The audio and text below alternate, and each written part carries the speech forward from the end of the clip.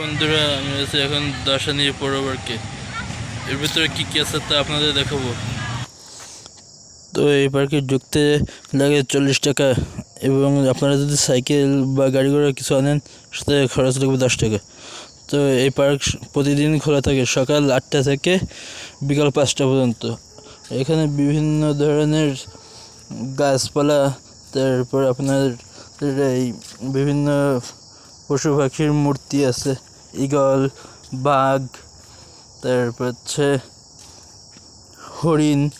ওখানে একটা পুকুর আছে, ওখানে ওই পুকুরের ভিতর নৌকা আছে, নৌকা চালানোর জন্য। আর দয়া করে কেউ এখান থেকে কোনো কিছু ফল বা ফুল কিছু ছিঁড়বেন না। সকলকে দর্শনের বাড়িতে আসার জন্য আমাদের জানালাম।